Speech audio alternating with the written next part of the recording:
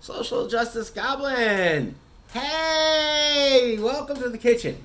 So today we are going to discuss the long box, the infamous box used by comic nerds to stay in shape. These things will keep you in strength and work on your core and your upper body strength muscles. Because, lifting these things all day, in this example, this is an empty box, because if this was filled, and you can vary the weight of a long box based upon if you want to put hard covers in there, soft covers, trade paperbacks, just straight up comics, bagged or not bagged and boarded, because there's a different variance in weight that you can weigh them down with for your training that you're about to engage in as I talk about this. So, to understand where I'm coming from, this is a long box. Boom, boom, boom. You can haul it in two ways. One, you can pick it up by its handles. Or two, you can flip and hoist on your shoulder. And then that will hoist right up. You get a little jump in there, and then you're down. Because that allows you to engage this muscle. So there's pros and cons to both ways of hauling a long box.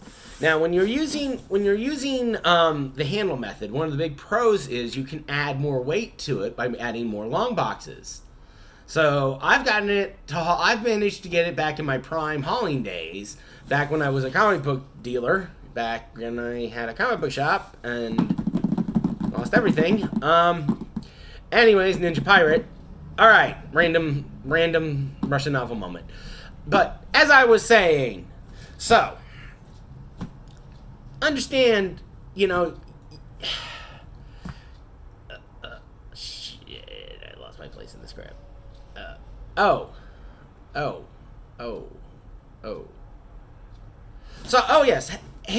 on handles, the big plus is you can stack them, and I've stacked them up from 2 to 5 at some points. And I'm not kidding about 5. Back when I was a comic book dealer, oh yeah, that was a trigger. Oh, I triggered. Yay. Don't say the word Ninja Pirate around me, it triggers me.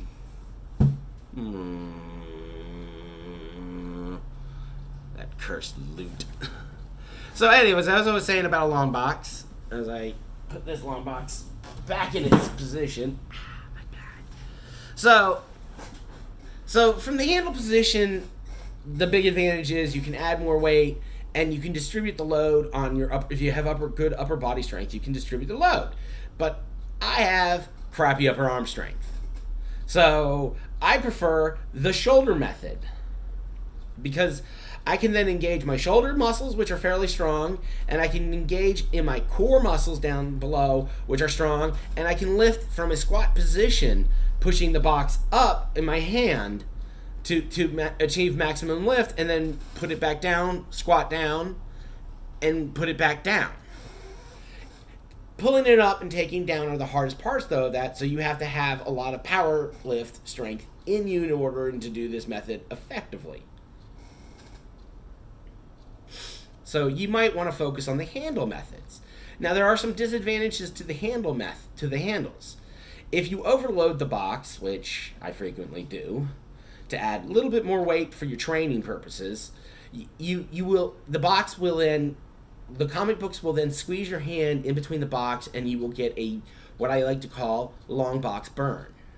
It stings. You got to shake it out a little bit, and then you'll be fine. But that is one of the big disadvantages of handles, and also for me with no upper arm strength.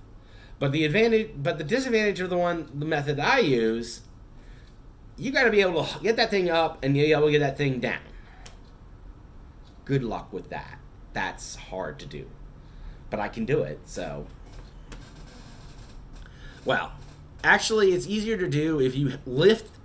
The easiest way to do the method is to lift it and put it on something taller, then to go into a lower squat and then squat up into it and push it up, because you're then using the power of your thighs and your core engaging to go push you up the thing. All right.